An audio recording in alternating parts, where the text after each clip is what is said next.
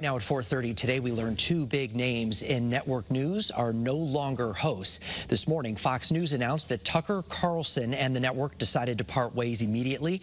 He was that network's most watched anchor, and Don Lemon said he was fired by CNN after 17 years at that network. This all comes as layoffs are also right now underway again at ESPN.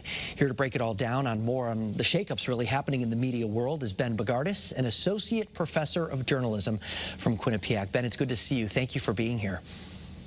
Oh, thanks for having me. So these were obviously two well-known hosts. You had Tucker Carlson, who has a huge following on Fox, and Don Lemon, who had been around CNN for a very long time. They both had been in some hot water recently for all kinds of reasons. I want to get your reaction to this. Were you surprised today by this happening? I was surprised by Tucker Carlson, honestly, just because he is such a prominent face at Fox News. He's the highest rated host there. He really brings in a lot of their audience, and he really matches their audience's expectations. Don Lemon, on the other hand, has been having problems for years, both internally at CNN and some of the things that he said on air, very controversial things, especially recently with presidential candidate Nikki Haley.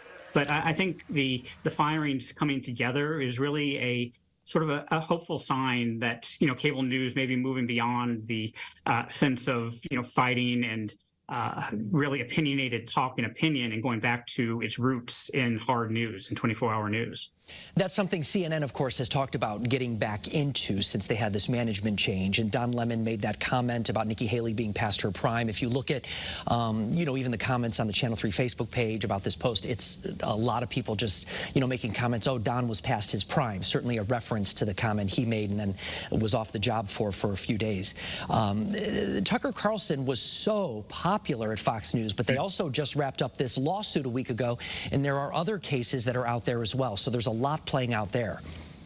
Absolutely. And with the Tucker Carlson situation, you have a situation where the Dominion voting systems sued Fox News for saying things on air which were untrue about the voting machines and the recent election.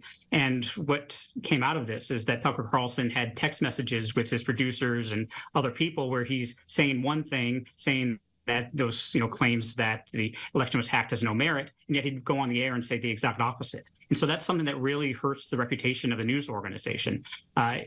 Putting aside the fact that he's doing a opinion show and he's just trying to speak to an audience, having the host say one thing in private and another thing in public is really a bad look for an organization which wants to pride itself on sharing truthful news with the viewing public. And you make such a good point about Tucker Carlson, being that he's not necessarily a traditional news anchor, whereas Don Lemon was, and the job is really to not say what we think about a lot of things, right? So I guess this can be very inside baseball for people who are at home going, how does this impact me? But I think you make a very good point about a lot of the wheels have kind of come off in some ways with network news, right? And that it's not necessarily news anymore. This opinion gets injected in constantly. Absolutely, because it is a ratings race, and the cable networks decades ago found that just doing straight news doesn't get as high ratings as if you have people who are yelling on the screen, if you have highly opinionated hosts. But from the other side, you have to look at it from what does the public need from this? The public is turning to CNN, turning to Fox, turning to MSNBC for information that's important to their lives. And if all they get is people shouting and yelling at each other, that's really not serving the public interest. And we don't have a lot of time, but I do have to ask you about ESPN, of course, based here in Connecticut, laying off some more people. Is this a surprise to you here as well as a lot of these media companies downsize?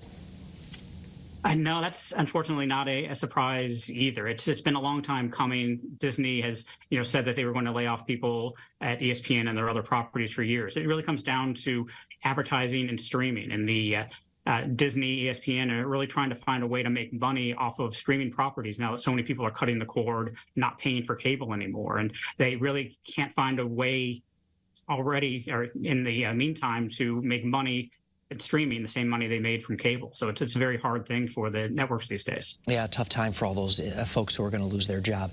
Ben Bogardus from Quinnipiac, thank you very much for joining us this afternoon. We appreciate your time. You're welcome.